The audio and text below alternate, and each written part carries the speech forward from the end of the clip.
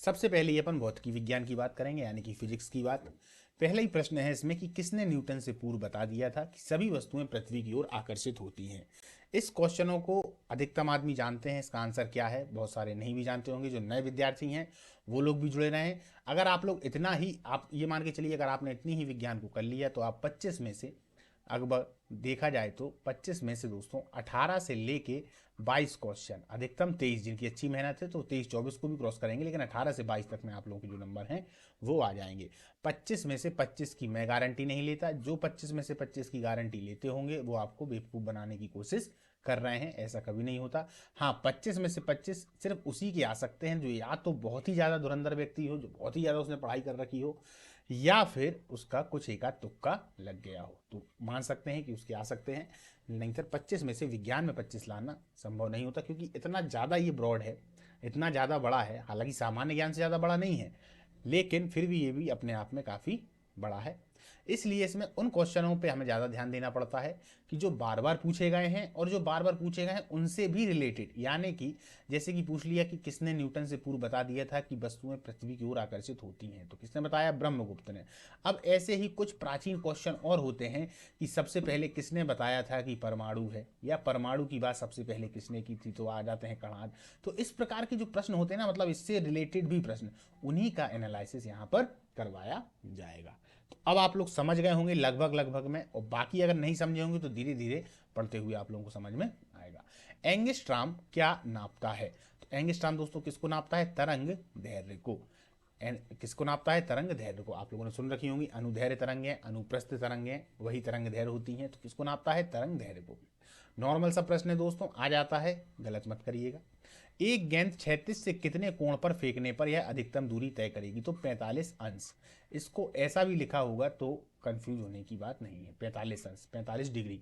45 degree पर यदि आप फेंकेंगे तो वह ज़्यादा दूरी तय करेगा। मान लीजिए ये आदमी खड़ा हुआ है, ये आता है दोस्तों प्रश्न, इसीलिए मैं इसका चित्र वगैरह बना के बता रहा हूँ आपको।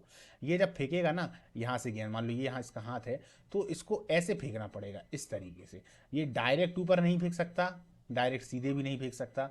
सबसे ज़्यादा दूरी तय होगी इस पर, किस पर? 45 अंश पर। 45 अंश पर ये कोई भी सामान फेंकेगा, यानी कि या गेंद फेंकेगा, तो वो ज़्यादा दूर तक जाएगी। जब आप लोग गोला फेंकेंगे, मान लीजिए एसआई की भर्ती में या फिर कोई और भी भर्ती होगी, जब भी आप गोला वगैरह फेंकेंगे, तब गोला भी आपको 45 अंश पर ही फेंकना बताया जाता है, क्योंकि इसी पर आपका गोला सबसे आगे जाएगा। हो सकता है किसी में बहुत ज़्यादा दम हो, उसका गोला बहुत ज़्यादा दूर भी जाता हो, लेकिन यदि वो उस गोले को 45 डिग्री पर नहीं फेंकता है तो वह उससे भी कम जाएगा, जितना कि अगर देखा जाए जो 45 पर फेंकता है। ब्लॉटिंग पेपर के द्वारा स्याही के सोखने में कौन सी क्रिया होती है? यह अभिक्रिय घटना होती है, तो केशिकत्व। इस केशिकत्व को आप लोगों ने देखा होगा, यदि आप लोगों ने पुरानी जो मोमबत्तियां हुआ करती थी, या फिर जो पुराने लैंप होते थे, उसमें भी केशिकत्व ही आता है। तो यहाँ से कौन कौन से प्रश्न पूछ सकता है वो? एक तो ब्लॉटिंग पेपर के द्वारा स्याही सोखना, यानी कि जो आप पेपर वगैरह लेते हैं ना, ये जो कागज में अपन लिखते हैं, ये केशिकत्व के कारण ही होता है। जो हम लिखते जाते हैं वह केशिकत्व के कारण होता है। जो लैंप जलते हैं वो भी केशिकत्व के द्वारा ही जलते हैं। इसके अलावा जो पेड़ वगैरह होते हैं ना दोस्तों, पेड़ों के जो पत्तियां हैं और पेड़ों की जो जड़ें हैं, इन दोनों के मध्य में यदि जो पानी का संचार हो या अन्य खाद्य पदार्थों का संचार, वो भी केशिकत्व के कारण ही होता है। हालांकि केशिकत्व के अलावा उसमें और भी कारण होते हैं, उसको मैंने मेंशन किया है इसी वाली क्लास में, आप लोग आगे देखिएगा, पर केशिकत्व उसमें मुख्य कारण हुआ करता है। ठीक। लोहे की सुई पानी की सतह पर तैरती है, इस परिघटना को क्या कहा जाता है? तो यही परिघटना पृष्ठ तनाव भी कहलाती है। आप कहेंगे पृष्ठ तनाव क्या है? तो पृष्ठ तनाव दोस्तों वही है, जब आप लोगों ने देखा होगा कि अब पानी को ऊपर से नीचे फेंकते हैं तो पानी अपने आप में सिकुड़ कर एक गोला की टाइप में हो जाता है, जिसको हम अक्सर बूंद कहा करते हैं। ये ही कारण होता है पृष्ठ तनाव, यानी कि पानी का अपने आप में एक तरीके का तनाव है ना, अपने आप में एक तनाव, वही होता है पृष्ठ तनाव। ठीक है। तो जो लोहे की सुई पानी की सतह पर तैरती है, वो यही घटना होती है पृष्ठ तनाव। समझ गए? अब जब उसमें पानी में भी एक तनाव है, यानी कि उसके अणुओं के मध्य भी एक तनाव है, तो ऊपर से जैसे ही सुई रखी जाती है तो वो उसमें तैरने लगती है, डूबती नहीं है। ठीक। बर्नौली प्रमेय किस पर आधारित है? तो दरअसल बर्नौली प्रमेय किस पे आधारित है? ऊर्जा संरक्षण पर आधारित है। ठीक। आता है प्रश्न, याद रखिएगा। चलिए आगे चलें। पेट्रोल, मरकरी, स्वच्छ जल में घनत्व तो सबसे कम किसका होता है? तो दोस्तों पेट्रोल का घनत्व तो सबसे कम होता है। पेट्रोल, मरकरी और स्वच्छ जल। आप इसको ऐसे भी समझ सकते हैं, घनत्व का मतलब होता है डेंसिटी, मतलब कि मान लीजिए ये कोई पदार्थ रखा हुआ है, इसमें बीच में ये पदार्थ भरा हुआ है, ये जो अणु है ना, ये कितने कितने पास पास में है, यही इसका घनत्व कहलाता है। इसी को डेंसिटी या कहते हैं। अब समझिए पेट्रोल में मरकरी, मरकरी यानी आप जानते हैं क्या होता है? पारा। पारा वैसे भी गाढ़ा होता है ना। स्वच्छ जल अगर देखा जाए वो भी नॉर्मल, लेकिन पेट्रोल का जो घनत्व है सबसे कम होता है। कैसे समझेंगे आप? इसको प्रयोग करके देखिएगा। कभी आपने देखा होगा यदि पानी आपके हाथ में गिर जाता है तो वो फैलता है, लेकिन पेट्रोल जब गिरता है तो वो बहुत ज़्यादा फैल जाता है और फैलने के बाद वो अपने आप बाष्पीकृत भी हो जाता है। तो यही है कि उसका घनत्व जो है वो सबसे कम होता है इन तीनों में। भिन्न भिन्न द्रव्यमान के दो पत्थरों को भवन के शिखर से एक साथ गिराया जाए तब क्या होगा? बहुत बार आता है दोस्तों ये प्रश्न। आदमी सोचते हैं कि जो भारी पत्थर है वो पहले गिर जाएगा, ऐसा बिल्कुल नहीं होता। देखिए भिन्न भिन्न द्रव्यमान के, याद रखिएगा, दो पत्थरों को भवन शिखर से एक साथ गिराएं तो क्या होगा? दोनों पत्थर जमीन पर एक साथ ही पहुंचते हैं। ठीक। एक धावक लंबी छलांग लगाने से पहले कुछ दूरी दौड़ता है, क्या कारण है? छलांग लगाते समय उसके शरीर की गति, जड़ता उसको ज़्यादा दूरी तय करने में मदद करती है। इसको समझें।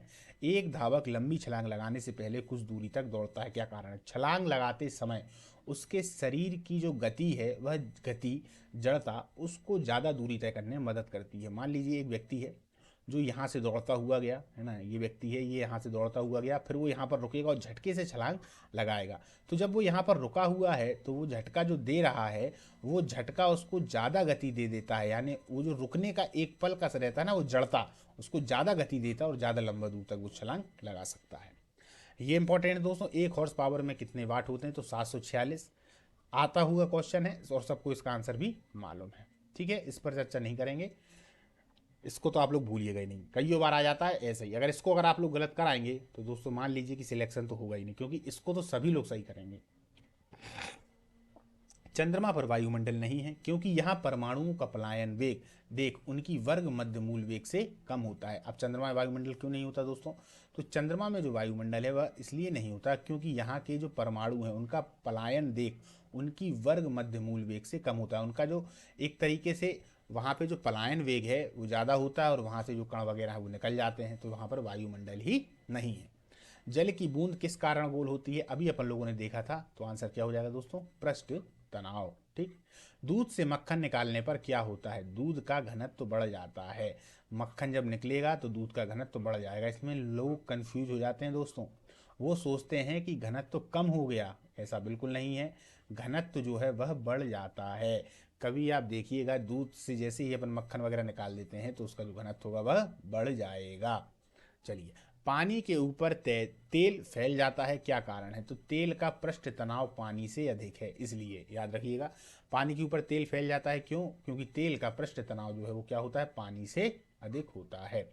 ठीक है। न्यूटन मीटर किसका मात्रक है? न्यूटन मीटर, ये अब क्लियर नहीं है न्यूटन अपॉन मीटर है कि -1 है, इसीलिए इस क्वेश्चन को अपन हटाते हैं दोस्तों, है ना। न्यूटन अपॉन है कि न्यूटन क्या है ये अभी पूरा क्लियर नहीं है, इसीलिए इसका आंसर भी नहीं लिखा गया है। चलिए, किसी व्यक्ति को मुक्त रूप से घूर्णन कर रहे घूर्णी मंच पर अपनी चाल कम करने के लिए क्या करना चाहिए? ये आया हुआ क्वेश्चन है दोस्तों। अपने हाथ बाहर की तरफ फैला दे।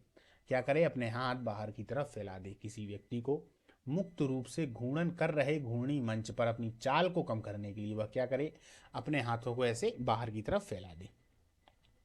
तूफान की भविष्यवाणी की जाती है जब वायुमंडल में दाब कैसा होता है? सहसा कम हो जाता है। आप लोग जानते होंगे जो पारा होता है दोस्तों, यानी कि जो वायुमंडलीय दाब को नापते हैं ना, तूफान आ रहा है, आंधी आ रही है, तो उसमें यदि देखें तो मान लीजिए ये जो है वो बैरोमीटर है, यहाँ पर ये पारा है, ये पारा इतने पे चढ़ा हुआ है। पारा यदि एकदम से नीचे गिर जाता है तो हम समझते हैं कि अब क्या हो रहा है? तूफान आने की संभावना है। तूफान आने की संभावना है। अब दोस्तों तूफान क्यों आता है? आप देखिएगा कि मान लीजिए ये पूरी पृथ्वी है, पृथ्वी पर इस जगह पर एक तरीके से देखा जाए तो वायुदाब कम है। वायुदाब का कम का मतलब है कि वायु यहाँ कम है, तो इस दाब को भरने के लिए बाहर से दूर से हवा यहाँ पर तुरंत आएगी। तो जब ये कम होगा तो जो पारा होता है ना वो अपने आप नीचे गिर जाएगा, तो यहाँ से समझ जाते हैं कि तूफान आ रहा है। अब यही पारा यदि धीरे धीरे ऊपर चढ़ता है दोस्तों, तब कहते हैं कि मौसम साफ है या मौसम आगे समय में साफ रहेगा। तो ये दोनों प्रश्न आते हैं, तो दोनों से आप गलती मत करिएगा कि यदि एकदम से नीचे हो जाए तो इसका मतलब क्या हो जाता है, तूफान आने के संकेत हैं। यदि यह धीरे धीरे ऊपर चढ़ रहा है तो इसका मतलब होता है कि मौसम साफ है। कक्षा में अंतरिक्ष यान में भारहीनता की अनुभूति का मुख्य कारण क्या है? तो कक्षा में त्वरण बाहरी गुरुत्वाकर्षण के त्वरण के बराबर होता है। कक्षा में अंतरिक्ष यान में भारहीनता की अनुभूति का क्या कारण है? यानी कि जब हम अंतरिक्ष यान में जाएंगे तो हमको भारहीनता की अनुभूति होगी। कारण क्या होता है कि गुरुत्वाकर्षण वहां होता नहीं, ये तो उसका मुख्य कारण हो गया। लेकिन यहाँ पर उन्होंने आगे और परिभाषा दी है कि कक्षा में त्वरण बाहरी गुरुत्वाकर्षण के कारण त्वरण के बाहर होता है, बराबर होता है। ठीक, घड़ी के स्प्रिंग में भंडारित ऊर्जा कौन सी होती है? स्थितिज ऊर्जा। ये भी इंपॉर्टेंट है दोस्तों, आता है। घड़ी के स्प्रिंग में भंडारित ऊर्जा कौन सी होती है? तो स्थितिज ऊर्जा। बांध के पानी में जो ऊर्जा होती है दोस्तों, वह भी स्थितिज ऊर्जा ही होती है। स्थितिज ऊर्जा को बाद में एक तरीके से विद्युत ऊर्जा में बदला जाता है और विद्युत ऊर्जा के द्वारा फिर अन्य ऊर्जाओं में बदल दिया जाता है। एक भूग्रह अपनी कक्षा में निरंतर गति करता है, यह अपकेंद्र बल के प्रभाव से होता है, जो किससे प्राप्त किया जाता है? तो पृथ्वी के द्वारा उपग्रह पर लगने वाले गुरुत्वाकर्षण बल से। पृथ्वी के द्वारा उपग्रह पर लगने वाले गुरुत्वाकर्षण बल से। गीली मिट्टी, इसको समझिए, गीली मिट्टी, स्टील, प्लास्टिक और रबड़, रबड़ आप जानते हैं, में से सबसे अधिक प्रत्यस्थ कौन है? तो स्टील है। प्रत्यस्थ आप लोग जानते होंगे, सबसे अधिक प्रत्यस्थ कौन है दोस्तों? तो स्टील है। भारहीनता की स्थिति कौन सी होती है? तो गुरुत्वाकर्षण की शून्य स्थिति। गुरुत्वाकर्षण की शून्य स्थिति, यही भारहीनता की स्थिति होती है। यानी कि गुरुत्वाकर्षण आप लोग जानते हैं, जो पृथ्वी के नीचे एक तरीके से आकर्षण पृथ्वी हमें अपनी ओर खींचती है, वही गुरुत्वाकर्षण होता है। ऐसी स्थितियां कहाँ होंगी? स्पेस में, जहां पर वायुमंडल वगैरह नहीं होता, या अंतरिक्ष में, वहां पर हमको गुरुत्वाकर्षण की जो स्थिति है वह शून्य नजर आती है, यानी भारहीनता की स्थिति हो जाती है। आपने देखा होगा अंतरिक्ष यान में, यदि आप लोगों ने कुछ वीडियो ऐसे देखे हों, तो वहाँ पे जो अंतरिक्ष यान में व्यक्ति या जो पायलट वगैरह जो होते हैं, जो बैठे रहते हैं अंतरिक्ष यात्री, वो लोग आपस में उड़ उड़ के बातें कर रहे होते हैं। खाना भी वो उड़ उड़ के खा रहे होते हैं, वो इसीलिए होता है। वो पानी भी पीते हैं तो पानी भी इस तरीके से उड़ने लगता है, वो यही कारण होता है।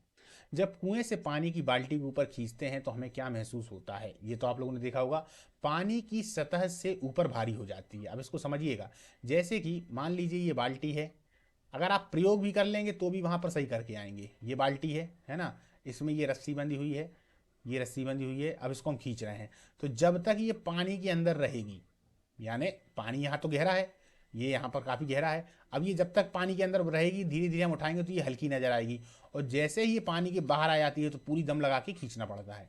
तो यही वो बता रहा है कि जब कुएं से पानी की बाल्टी हम ऊपर खींचते हैं तो हमें क्या महसूस होगा? पानी की सतह से ऊपर भारी हो जाएगी, यानी पानी की सतह से जैसे ही निकालेंगे तो भारी हो जाएगी। ठीक है, पानी की सतह से नीचे तो हल्की ही रहेगी। ये अनफैक्चुअल क्वेश्चन है दोस्तों, याद रखिएगा, ये फैक्चुअल क्वेश्चन नहीं है। फैक्चुअल एक आध दो भी पूछे गए थे, यही अनफैक्चुअल। तो वहां पर ये डायरेक्ट मैं बता रहा हूँ कि इसका आंसर यही है। अब आप लोग इसके पूरे कंसेप्ट को समझ गए होंगे, तो आप वहां पर भी सही करके आएंगे। इसी को उल्टा कर देता, एक ऑप्शन ये डाल देता, एक ऑप्शन ये भी डाल देता, वो कि पानी की सतह से नीचे भारी हो जाएगी। ए बी दोनों या इनमें से कोई नहीं, हो गया था कंफ्यूजन। अब इसमें से 100 में से अगर 80 लोग सही लगा रहे थे तो अब 85 लोग लगा पाएंगे। समझ गए? स्वचालित कलाई घड़ियों में ऊर्जा किस में मिलती है? तो हमारे हाथ के विभिन्न संचालन पे जो स्वचालित कलाई घड़ियां होती हैं, जो अपने आप से चार्ज भी हो जाती हैं और अपने आप से चलती भी रहती हैं, तो वो क्या होता है उनमें? वो हमारे हाथ के विभिन्न संचालन से अपने आप उनमें ऊर्जा आती रहती है या संचालित होती रहती है। जब किसी वस्तु को पृथ्वी से चंद्रमा पर ले जाया जाता है तो क्या स्थिति होगी? उसका भार घट जाएगा, चूंकि चंद्रमा पे अभी बताया अपन ने कि गुरुत्वाकर्षण है नहीं, भारहीनता की स्थिति हो जाएगी तो भार भी घट जाएगा, है ना। द्रव्यमान उसका वही रहता है दोस्तों। द्रव्यमान और भार में आप अंतर समझते हैं कि नहीं? देखिए, द्रव्यमान जो होता है, द्रव्यमान, अब देखिए मान लीजिए ये कोई पिंड है, इसका जितना वजन है वह है द्रव्यमान। भार की जब हम बात करते हैं, भार की बात, तो द्रव्यमान के साथ में गुरुत्वाकर्षण भी जुड़ जाएगा। क्या जुड़ जाएगा? गुरुत्वाकर्षण। यानी कि द्रव्यमान भी है, साथ साथ में नीचे से जो बल भी लगाया जा रहा है वो दोनों है, तो इन दोनों को मिला के बन जाता है भार, जिसको अपन क्या बोलते हैं? ये इतने किलोग्राम का है, ये इतने किलोग्राम का है। गुरुत्वाकर्षण हटा दें तो वही द्रव्यमान हो जाता है उसका। ठीक, तो आप समझ गए। तो यहाँ पर वो क्या बोल रहा है, जब किसी वस्तु को पृथ्वी से चंद्रमा पर ले जाया जाता है तो क्या स्थिति होगी, उसका भार घट जाएगा। यहाँ उसने ये क्यों नहीं लिखा कि द्रव्यमान घट जाएगा, द्रव्यमान नहीं घटता, द्रव्यमान तो दोस्तों वही का वही रहता है, यही अंतर है। हालांकि ये कंसेप्ट मैं थोड़ा थोड़ा बताता जा रहा हूँ, अब इनको समझने का उतना ज़्यादा समय नहीं है, अब तो सीधा आप एक बार समझ लीजिए, फिर उससे संबंधित जितने भी प्रश्न हैं उनको लगाइए। यही प्रैक्टिस होती है, इन्हीं को लगाने के बाद आप देखेंगे कि आपके जो प्रश्न है वो सही होने लगेंगे। अगर एक तरफ से दोस्तों पढ़ाना चालू करते तो काफ़ी समय लेगा वो, और वो अभी है नहीं। किसी पिंड का सर्वाधिक भार किस स्थान पर ज़्यादा होता है, ध्रुवों पर, ये भी क्वेश्चन आता है। जो ध्रुव है हमारे, उत्तरी ध्रुव और दक्षिणी ध्रुव, सबसे ज़्यादा यदि हम भार की बात करें तो वो यहीं पर होता है। वो दरअसल पृथ्वी की घूर्णन की जो दिशा है या घूर्णन की जो प्रकृति है, परिक्रमा के चक्कर में ही यहाँ पर सबसे ज़्यादा गुरुत्वाकर्षण होता है। सर्वाधिक कम कहाँ पर होता है तो दोस्तों कहाँ पर होगा, विषुवत रेखा पर। ठीक है, विषुवत रेखा पर। चलिए, क्यूसेक से आप क्या मापते हैं, तो जल का बहाव मापते हैं। क्या मापते हैं, जल का बहाव। आपने देखा होगा जब न्यूज़ आती है तो न्यूज़ में बोलते नहीं है कि उस नदी से इतना क्यूसेक पानी छोड़ा गया, तो कभी मन में विचार किया आप लोगों ने कि यार ये क्यूसेक क्या होता है। यदि आप लोगों ने विचार नहीं किया हो तो मैं बता देता हूँ आपको। क्यूसेक मतलब होता है जल का बहाव, यानी कि एक बार में जल जो बह रहा है वो जल उन्होंने एक मात्रा बना रखी है कि इतने बार में कितने लीटर पानी यहाँ से निकल गया, वही क्यूसेक होता है। पास्कल इकाई किसकी होती है, तो पास्कल हम सभी को पता है दोस्तों दाब की होती है। ये भी नॉर्मल प्रश्न है, आना चाहिए, भूलना नहीं। ताप भी लिख सकता है, पर आप ताप को ना लगाकर दाब को ही लगाना। पृथ्वी का पलायन वेग क्या होता है, 11.2 किलोमीटर प्रति सेकेंड। अब दोस्तों ये पलायन वेग तो आप जानते ही हैं कि यानी कि ये वेग वो वेग है कि यदि इतनी ताकत से 11.2 किलोमीटर प्रति सेकेंड से हम किसी पिंड को पृथ्वी से दूर फेंकने का प्रयास करेंगे तो वो पिंड फिर पृथ्वी पर लौट कर नहीं आएगा, वो वहीं की वहीं अंतरिक्ष में पलायन कर जाएगा, अंतरिक्ष में कहीं खो जाएगा, यानी अंतरिक्ष में अपनी स्थिति रख लेगा, उसी स्थिति पे मंडराने लगेगा, लेकिन वो पृथ्वी पर नहीं आएगा। यही पलायन वेग कहलाता है। ऊर्जा संरक्षण से क्या आशय होता है, ऊर्जा का ना तो सृजन हो सकता है और ना ही उसका विनाश, यही ऊर्जा संरक्षण है। ठीक है, ऊर्जा का क्या आशय होता है, तो ऊर्जा का ना तो सृजन हो सकता है और ना ही उसका विनाश। इसी प्रकार वस्तुओं का भी होता है दोस्तों। जो वस्तुएं होती हैं प्रकृति में, आप कोई भी वस्तु देख रहे हैं ना, उसका विनाश कभी नहीं होता, बस उसका परिवर्तन होता है। क्या होता है, परिवर्तन। आप मनुष्य को भी देखेंगे तो मनुष्य अभी मनुष्य था, इंसान था, कुछ समय के बाद उसको जला दिया जाएगा। जब जला दिया जाएगा तो कुछ तो बचेगा, राख बचेगी। राख कहाँ उड़ जाएगी, हवा में उड़ जाएगी। हड्डियां बचेंगी, हड्डियां कहाँ जाएंगी, जीवाश्म में बदल जाएंगी। तो कुछ ना कुछ परिवर्तन हो रहा है ना। ठीक उसी प्रकार ऊर्जा का भी ना तो सृजन हो सकता है और ना ही उसका विनाश, यानी कि ऊर्जा उत्पन्न नहीं होती, उसका परिवर्तन होता है। क्या होता है, परिवर्तन। एक ऊर्जा दूसरे में परिवर्तित होगी, फिर तीसरे में हो जाएगी, चौथे में हो जाएगी, इस तरीके से ये क्रम जो है वो चलता रहता है। और ऊर्जा का जो परिमाण है वह नियत ही रहता है, यानी जितनी ऊर्जा है वह उतनी ही होगी। गुरुत्वाकर्षण की सार्वभौमिक नियम का प्रतिपादन किसने किया, न्यूटन ने। दोस्तों न्यूटन कहाँ से संबंधित थे, जल्दी से आप लोग कमेंट बॉक्स में जरूर बताइएगा। इनकी एक बुक थी वो भी बताइएगा, प्रिंसिपिया। चलिए मैंने बता दी ये थे कहाँ से, ये और आप बताइएगा। भारहीनता की अवस्था में एक मोमबत्ती की ज्वाला का आकार कैसा हो जाएगा, वही का वही रहेगा। यदि भारहीनता है तो मोमबत्ती की ज्वाला का आकार कैसा होगा, तो यह वही की वही रहेगी। ठीक है, भारहीनता की अवस्था में। जीव विज्ञान, अब जीव विज्ञान पर आते हैं। जीव विज्ञान के कुछ प्रश्न। जीव विज्ञान शब्द का प्रयोग सर्वप्रथम किसने किया था, तो दोस्तों इसका जो प्रयोग है वह लेमार्क एवं ट्रेविरेनस ने किया। देखिए दोस्तों, चूंकि यह आज पहली क्लास है इसीलिए आप लोगों को ऐसा लग रहा होगा कि बड़ी सरल से क्वेश्चन है। धीरे धीरे क्लास भी बढ़ेगी और क्वेश्चनों का लेवल भी बढ़ेगा। क्योंकि जिन लोगों ने पढ़ रखा होगा उनके लिए ये बहुत सरल लग रहा होगा, लगता भी है। हम जिस भी चीज़ को पढ़ लें तो सरल लगने लगता है, लेकिन जिन लोगों ने नहीं पढ़ा है उन लोगों के लिए लग रहा होगा कि अच्छा ये थे, अच्छा ये भी थे। तो ऐसा होता है दोस्तों, है ना। तो जिनको सरल लग रहा है उनके लिए अभी जो कठिन क्वेश्चन है वो आएंगे धीरे धीरे, जैसे ही क्लासें बढ़ेंगी तो फैक्चुअल अनफैक्चुअल सभी प्रकार के इसमें आते रहेंगे। बस आप लोग कंटिन्यूटी बनाए रखिए, जिस प्रकार से मैं बनाए रखता हूँ, अपनी क्लास को समय पर डालता हूँ, है ना, ताकि समय पर आप लोगों को वह उपलब्ध हो सके। जीव विज्ञान के जनक के नाम से कौन जाने जाते हैं, तो अरस्तु। अरस्तु को और किस नाम से भी जाना जाता है दोस्तों, एरिस्टोटल। इंग्लिश वाला नाम है उनका, एरिस्टोटल भी कहते हैं, वैसे उनका नाम है अरस्तु, है ना। ये जीव विज्ञान के जनक भी हैं। जंतु विज्ञान के जनक भी हैं, जंतु विज्ञान के पितामह भी इनको कहा जाता है। क्या कहा जाता है? जंतु विज्ञान के पितामह। तो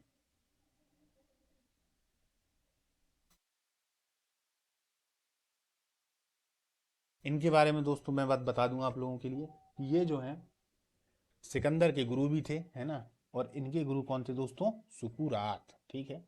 हालांकि ये आपका MPPSC में एक महत्वपूर्ण टॉपिक है, अरस्तु पर, सुकुरात पर और प्लेटो पर। उसकी चर्चा मैं यहाँ नहीं करूंगा, खाली मैंने बता दिया कि किसके गुरु थे? सिकंदर के। चलिए, जंतु विज्ञान का जनक कौन कहे जाते हैं? तो फिर से वही आ गया अरस्तु, अभी अपन ने चर्चा कर ली इन पे। वनस्पति विज्ञान के जनक थियोफ्रेस्टस। वनस्पति विज्ञान के जनक कौन है दोस्तों? तो थियोफ्रेस्टस। ठीक। चिकित्सा शास्त्र के जनक कौन है? हिप्रोकेटस। हिप्रोकेटस ये कौन है? थियोफ्रेस्टस। और बॉटनी शब्द की उत्पत्ति किस भाषा शब्द से हुई है? तो बॉटनी दरअसल ग्रीक से हुई है। बॉटनी का अगर देखा जाए तो इसको किससे जानते हैं हम? वनस्पति शास्त्र से। वनस्पति शास्त्र से, यानी यही पेड़ पौधों वाला। ठीक। चिकित्सा शास्त्र के विद्यार्थियों को किसकी शपथ दिलाई जाती है? तो हिप्पोक्रेट्स की। किसकी? हिप्पोक्रेट्स की इनकी शपथ दिलाई जाती है। ठीक। चलिए, साग सब्जी उत्पन्न करने वाले पौधों के अध्ययन को क्या कहते हैं? तो अर्बोरी कल्चर। अर्बोरी कल्चर। इनसे संबंधित एक प्रश्न आना है दोस्तों, याद रखिएगा, इनको गलत करके मत आइएगा। कुछ जगह तो ऐसे होते हैं, सिलेक्शन लेने की यही तो कला है दोस्तों, कि ज्यादा नहीं पढ़ना। ऐसा नहीं है कि सुबह से बैठ गए तो लगे हैं धड़ाधड़ धड़ाधड़ धड़, कोई मतलब नहीं है, आप मेन चीजों को भूल जाएंगे ना। तो कुछ जैसे कि विज्ञान की शाखाओं से संबंधित एक प्रश्न आना ही है ना। अब वो तीनों टॉपिक में से कोई सी भी उठा लेगा, चाहे रसायन से पूछे, जीव विज्ञान से पूछे, चाहे भौतिक विज्ञान से पूछे, पर शाखाओं संबंधित आना है। तो इनसे संबंधित आपको भी पूरे क्वेश्चन आने चाहिए ना। अब बाकी और पढ़ने की क्या आवश्यकता है कि आप लोग लगे हैं दूसरा पढ़ने के लिए? उसके स्थान पर आप अपनी मैथ लगाएं, उसके स्थान पर आप अपनी रीजनिंग लगाएं, है ना। ऐसे सब्जेक्ट जिनके नंबर कहीं कटते नहीं है, उनके स्थान पर आप अपनी इंग्लिश लगाएं। समझ रहे हैं ना मैं क्या कह रहा हूं? चलिए, वार्षिक वलयों का अध्ययन किसमें किया जाता है? तो डेंड्रोक्रोनोलॉजी। डेंड्रोक्रोनोलॉजी। अब आप कह रहे होंगे कि ये वार्षिक वलय क्या है, कुछ लोग जानते होंगे। वार्षिक वलय दरअसल ये होते हैं, जो पौधे होते हैं, खासतौर पर जो बड़े पौधे होते हैं या जो बहुत पुराने पौधे होते हैं, उनमें जाइलम और फ्लोएम। जाइलम फ्लोएम ये क्या होते हैं दोस्तों? ये संवहनीय ऊतक कहलाते हैं, जाइलम और फ्लोएम। इनके वलय बन जाते हैं इस तरीके से। तो इन वलयों के माध्यम से पौधों की आयु की गणना की जाती है। पौधों की आयु की गणना की, ये पौधे कितने पुराने हैं। यदि ये जीवाश्म बन गए हैं तो भी इनकी आयु की गणना की जाती है। वही विज्ञान डेंड्रोक्रोनोलॉजी कहलाता है। सजावटी वृक्ष तथा झाड़ियों के संवर्धन से संबंधित अध्ययन क्या कहलाता है? अर्बोरिकल्चर। वही अपन ने जो ऊपर देखा वही है। पौधों की आंतरिक संरचना का अध्ययन क्या कहलाता है? वार्गिकी। ये आता है दोस्तों, याद रखिएगा, इंपॉर्टेंट है। और इसको समझ नहीं पाता आदमी तो गलत कराता है। तो वार्गिकी है पौधों की आंतरिक संरचना का अध्ययन। एक्स बायोलॉजी में किसका अध्ययन किया जाता है? एक्स, ये शब्द आजकल नए लड़के ज्यादा उपयोग करते हैं, एक्स बायोलॉजी। इसको आप लोग समझ लीजिए क्या है। दूसरे ग्रहों तथा अंतरिक्ष में जीवन का पता लगाना। दूसरे ग्रहों तथा अंतरिक्ष में जीवन का पता लगाना, एक्स बायोलॉजी आ जाए तो भूलिएगा नहीं कि एक्स बायोलॉजी। एक्स यानी हम जानते हैं कि एक्स का मतलब एक तरीके से दूसरा होता है, भैया दूसरे के संग में चली गई, है ना। तो एक्स से याद रखना आप लोग, दूसरे ग्रह में उसको पहुंचा दिया, तो दूसरे ग्रह तथा अंतरिक्ष में जीवन का पता लगाना। जीव द्रव्य के पृथक्करण एवं संयोजन से संबंधित वनस्पति विज्ञान की शाखा क्या कहलाती है? Tissue culture. क्या कहलाती है दोस्तों? Tissue culture. वार्गिकी का पितामह किसे कहा जाता है? वार्गिकी का पितामह किसे कहा जाता है? लीनियस को। ठीक, आता है ये प्रश्न। सिस्टम नेचुरा किसकी प्रसिद्ध पुस्तक है? ये और इंपॉर्टेंट है, लीनियस की। ठीक है, सिस्टम नेचुरा, ये किताब भी आती है दोस्तों, सिस्टम नेचुरा। पुष्पी पादप को किस में रखा जाता है? फेनरो गेम्स में। फेनरो गेम्स में, ये उनका नाम है। अपुष्पी पादपों को किस में रखते हैं? तो क्रिप्टो गेम्स में। किस में रखते हैं? क्रिप्टो गेम्स में। वर्गीकरण की आधारभूत इकाई क्या होती है? तो स्पेसीज। स्पेसीज ये ऐसे भी आ सकता है, स्पेसीज। ठीक है, जा होता है स्पेसीज। एक बार और लिख देता हूं, स्पेसीज। ठीक। हाइड्रोफाइटा, हाइड्रोफाइटा काय में आते हैं? हाइड्रोफाइटा ये जलीय पौधों में आते हैं। किसमें आते हैं दोस्तों? जलीय पौधों में। ठीक, जलीय पौधों में ये आते हैं। द्विनाम पद्धति का अभिप्राय है पौधों के नाम को 2 शब्दों में लिखना, जो उनके बारे में क्या बताता है, एक बताता है दोस्तों वंश और एक बताता है जाति के बारे में। यही होती है द्विनाम पद्धति। ठीक है, ये द्विनाम पद्धति पौधों के अलावा उनमें भी चलती है। किनमें? जो जीव होते हैं उनमें भी चलती है। जैसे मानव का जो नाम होता है होमोसेपियंस है, तो होमो दरअसल वंश का नाम है, सेपियंस एक प्रकार की जाति है। जैसे आपने सुना होगा राना टिगरीना, ये भारत का जो मेंढक है उसी को कहा जाता है। ऐसा मेंढक जिस पर धारियां पाई जाती हैं और उसका नाम राना टिगरीना रखा गया है। जो टाइगर होता है ना, टाइगर, टाइगर में भी इसी प्रकार की धारियां पाई जाती हैं, हल्की हल्की सी ऐसी धारियां होती हैं ना, और हल्का सा पीला सा कलर रहता है, तो वही मेंढक भारत में भी पाया जाता है दोस्तों, इसीलिए उसका नाम राना टिगरीना रखा गया है ना। चलिए, आम का नाम आप लोगों को पता ही होगा, मैगी फेरी इंडिका, है ना। आप लोगों को यदि गाय का नाम पता हो तो गाय का नाम आप लोग कमेंट बॉक्स में जरूर लिखिएगा, ठीक है, और हल्दी का भी लिखिएगा। चलिए, जिन पौधों पर बीज बनते हैं किंतु पुष्प नहीं लगते उन्हें क्या कहा जाता है? समझिएगा, जिन पौधों पर बीज तो बन जाते हैं किंतु पुष्प नहीं लगते उनको अनावृत बीजी कहेंगे। जीवाणु की खोज किसने की थी? तो ल्यू वैन हॉक ने। जीवाणु की खोज किसने की? ल्यू वैन हॉक ने। ल्यू वैन हॉक ने इसकी खोज की थी। अधिकांश जीवाणु विविध पोषी होते हैं किंतु कुछ स्वपोषी भी होते हैं। यह कथन सत्य है या असत्य है? तो बिल्कुल सत्य है। कुछ विविध पोषी होते हैं, कुछ स्वपोषी होते हैं। जीवाणुओं को पौधा माना गया है क्योंकि इनमें क्या होता है? इनमें दरअसल कठोर कोशिका भित्ति होती है, और आपको पता है पौधों की कोशिकाओं में ही कोशिका भित्ति होती है, वो भी कठोर। ठीक, किस में माइट्रोकांडिया अनुपस्थित होता है? जीवाणुओं में। जीवाणुओं में माइट्रोकांडिया नहीं होता, लेकिन इन्होंने बाद में ये भी बताया है कि कवक में, शैवाल में, ईस्ट में माइट्रोकांडिया होता है। ठीक है, किस किस में होता है? कवक में, शैवाल में और ईस्ट में माइट्रोकांडिया होता है। अब आते हैं दोस्तों रसायन विज्ञान से संबंधित। कांच, सीमेंट, सोडियम में शुद्ध तत्व कौन सा है? तो सोडियम। अब क्यों है शुद्ध तत्व? तत्व और यौगिक तो आप जानते ही हैं। चलिए अपन देखते हैं, अभी आएंगे तो इससे संबंधित जो भी आपके जो डाउट वाउट है वो सब क्लियर हो जाएंगे। कांच, सीमेंट और सोडियम शुद्ध तत्व कौन से हैं? तो इनमें यदि देखा जाए तो शुद्ध तत्व ये सोडियम को बता रहे हैं। सोडियम का जो सूत्र होता है दोस्तों वो क्या होता है? Na होता है। सीमेंट और कांच ये दोनों दरअसल मिश्रण है एक तरीके से। तत्व सॉरी, सीमेंट जो है वो यौगिक है, यौगिक में आता है। सीमेंट जो है वो किस में आता है दोस्तों? यौगिक में आता है। और कांच जो है दोस्तों वह एक तरीके से मिश्रण में आता है। कांच का कोई सूत्र नहीं होता दोस्तों, अगर सूत्र होता भी है तो वो अलग, ये मिश्रण ही होता है।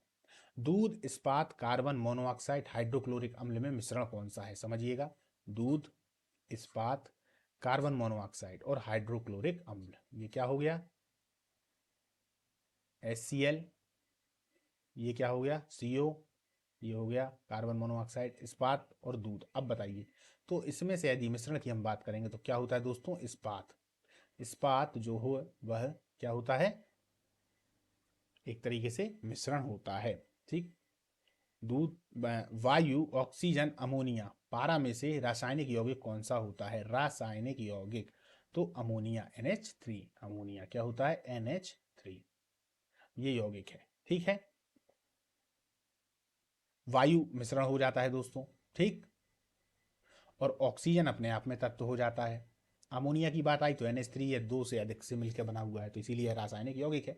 क्योंकि यौगिक की क्या परिभाषाएं होती है? 2 या 2 से अधिक मिले तत्वों के निश्चित अनुपात में जो पदार्थ बनता है उसको क्या कहा जाता है? यौगिक कहा जाता है। माणिक्य, नीलम, पन्ना, हीरा में से कौन एक तत्व है? तो निश्चित तौर पर हीरा है। कोयला भी तत्व होता है दोस्तों, याद रखिएगा, हीरा है। ठीक, पारा, ओजोन, वायु, अमोनिया में से कौन एक यौगिक है? तो अमोनिया, NH3। पारा, ओजोन, वायु, अमोनिया में से कौन एक यौगिक है? तो अमोनिया है। विश्व का प्रत्येक पदार्थ अत्यंत सूक्ष्म कणों से मिलकर बना होता है, यह सर्वप्रथम किसने कहा था? कणाद ने। कणाद किससे संबंधित हैं दोस्तों? भारत से संबंधित हैं, प्राचीन भारत से संबंधित हैं, याद रखिएगा।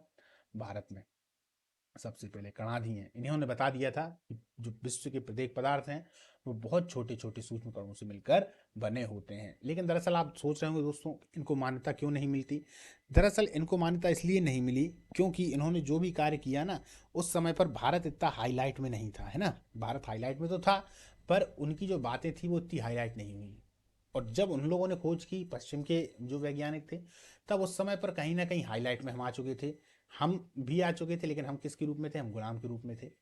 और जो वो लोग थे तो वो लोग अपनी बातों को बहुत ज़्यादा हाईलाइट कर दिया करते थे, इतना ज़्यादा कर दिया करते थे कि भाई हाँ इससे ये होता है, इससे ये होता है। तो वो लोग ऊपर छाते चले गए, और चूंकि हम लोग एक तो गुलाम भी थे, हम लोगों का कोई विकास भी नहीं हो पाया था, इसलिए हमारी जो बातें हैं वो दब गई। बाद में पता पड़ा कि कणाद ने तो बहुत पहले कह दिया था कि यार ये तो सूक्ष्म कणों से मिलकर बना है, या कुछ व्यक्तियों को मालूम भी रहा होगा उस समय पर भी कि कणाद ने कहा है, पर उनकी आवाज़ को उठाए तो उठाए कौन, है ना। तो यही कारण है। नहीं तो हमारे भारत में बहुत पहले ये भी मालूम पड़ गया था कि जो पृथ्वी घूम रही है, कि सूर्य घूम रहा है, कि सूर्य बीच स्थित है, पृथ्वी उसके चारों ओर घूम रही है, इसका जो पता है ये भी आर्यभट्ट ने पहले ही लगा लिया था, है ना। तो ऐसी बहुत सारी खोजें हैं जो भारत के नाम पर हैं, पर उसका जो श्रेय है वो पश्चिम के वैज्ञानिक ले गए हैं। कोयला तत्व यौगिक मिश्रण में से क्या है? तो कोयला भी तत्व है, तो ये अपन ने चर्चा की। हीरा और कोयला दोनों ही तत्व हैं। हीरे में, कोयले में जब ज्यादा ताप और दाब मिलता है तो वो हीरा बन जाता है। बारूद तत्व यौगिक मिश्रण में से क्या है? तो बारूद दरअसल क्या होता है दोस्तों? बारूद मिश्रण होता है। कुछ पदार्थ तो अनुपात में मिलाए जाते हैं दोस्तों इसमें, लेकिन इसमें बाद में जो लकड़ी का चूर्ण और बुरादा वगैरह मिला दिया जाता है, ग्लिसरॉल वगैरह, इस चक्कर में बारूद जो है वह मिश्रण बन जाता है। व्यंजक चूर्ण या ब्लीचिंग पाउडर क्या होता है? यह भी एक यौगिक ही है। क्या होता है? यौगिक होता है। व्यंजक चूर्ण क्या होता है? ये दरअसल ऐसा चूर्ण होता है या ये ऐसा पाउडर होता है कि जब हमको किसी का भी रंग उड़ाना हो, जैसे कि आपने आला का नाम सुना होगा। आले को यदि हम किसी कपड़े के साथ में डाल देते हैं तो हम देखते हैं कि वह कपड़ा सफ़ेद हो जाता है, या फिर हम इसको सफ़ेद ही कपड़े के साथ डालते हैं तो सफ़ेद का जो और रंग है वो चटक सफ़ेद हो जाता है। वह दरअसल रंगों को उड़ाता है। ठीक है। पदार्थ की चतुर्थ अवस्था क्या कहलाती है? ये भी प्रश्न बहुत ज़्यादा पूछा जाता है, लेकिन अधिकतम आदमियों को पता है, भूलिएगा मत बस, प्लाज्मा। ठीक है। और पांचवी जो अवस्था है वो कौन सी होती है दोस्तों? बोस कंडस्टाइन। बोस कंडस्टाइन, ये आप लोगों ने पढ़ रखा होगा किताबों में। ठीक। स्टेनलेस स्टील एक मिश्र धातु है, जबकि वायु किसके अंतर्गत आती है? ठीक है। मिश्रण जल एक यौगिक है, इस क्योंकि इसमें रासायनिक बंधनों से जुड़े हुए विभिन्न तत्व होते हैं। इस वाली लाइन को हटा दीजिए आप।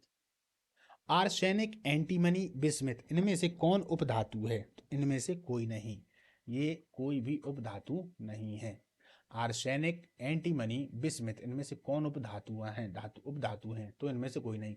उपधातुओं का जो चैप्टर है दोस्तों वो अगली वाली क्लास में अच्छे से आएगा और अपन उसको अच्छे से देखेंगे। अभी इसमें अपन हल्का हल्का सिर्फ समझ लेते हैं। टिन, कॉपर, लेड, निकिल में से कौन विद्युत के कुचालक हैं? तो लेड। कौन है? लेड। ये विद्युत का कुचालक। कुचालक का मतलब क्या होता है? जहां से विद्युत धारा जो है वह प्रभावित नहीं हो पाती। ऐसे तत्व जिनमें धातु और अधातु दोनों के गुण पाए जाते हैं क्या कहलाते हैं? तो उपधातु, है ना। अभी अपन उपधातु के उदाहरण भी देखेंगे दोस्तों धीरे धीरे, जैसी क्लास आगे बढ़ेगी। मैं कह रहा हूँ ना, बहुत सारी चीज़ें जो आपकी हैं वह क्लियर होती हुई चली जाएंगी। फिर आप लोगों को एक बार बता दूं, ये जो क्लास है दोस्तों, ये क्लास पूरे कोर्स की नहीं है, ये रिवीजन की क्लास है। जिन जिन लोगों को बिल्कुल एकदम सिलेक्शन में है कि नहीं भाई अब तो मैंने अच्छा कोर्स कर लिया है और अब मुझे सिर्फ रिवीजन करना है, तो वो लोग आएँ रोज़ देखें। और जिनका भी कोर्स चल रहा है दोस्तों, तो अभी आप लोग बिल्कुल ना आएँ। अभी आप लोग सिर्फ अपना जो आपका कोर्स चल रहा है उसको करें। जैसे ही आप लोगों का कोर्स खत्म हो जाए, लेकिन मैंने बताया था दोस्तों कि 10 फरवरी के बाद फिर कोर्स पे ध्यान ना देना, फिर आप लोग रिवीजन ही करना। 10 फरवरी के बाद आए आप, 10 फरवरी के बाद देखें, और जिनका हो चुका है तो वो बढ़िया अपना रिवीजन करते चले, है ना। दो या दो से अधिक धातु को किसी भी मिश्रण पर मिलाने पर क्या बनेगा? तो मिश्र अनुपात बनेगा। क्या बनेगा? मिश्र अनुपात। दो या दो से अधिक तत्वों को एक निश्चित अनुपात में मिला देने पर क्या बनता है? तो भैया यौगिक बन जाता है। वह वैज्ञानिक जिसने परमाणु सिद्धांत की खोज की थी? John Dalton. जॉन डाल्टन, याद रखिएगा। रदरफोर्ड आ जाएगा ऑप्शन में, वह मत लगा देना। इन्होंने परमाणु सिद्धांत की खोज की है। परमाणु के नाभिक का आकार क्या होता है? परमाणु के, इसका जो आंसर है बेटू दोस्तों वो है 10⁻⁻10। ये होता है परमाणु के नाभिक का आकार। परमाणु नाभिक के अवयव कौन कौन से होते हैं? तो इलेक्ट्रॉन होता है, प्रोटॉन होता है और न्यूट्रॉन होता है। मुख्यतः ये होते हैं। अभी और भी जो अवयव हैं वो खोज दिए गए हैं, जैसे पॉजिट्रॉन हो गया, है ना, और भी हैं। तो ये परमाणु के नाभिक की बात चल रही है। ठीक। इलेक्ट्रॉन, प्रोटॉन, न्यूट्रॉन में से कौन एक स्थायी होता है? तो दोस्तों याद रखिएगा, न्यूट्रॉन जो होता है वह स्थायी होता है।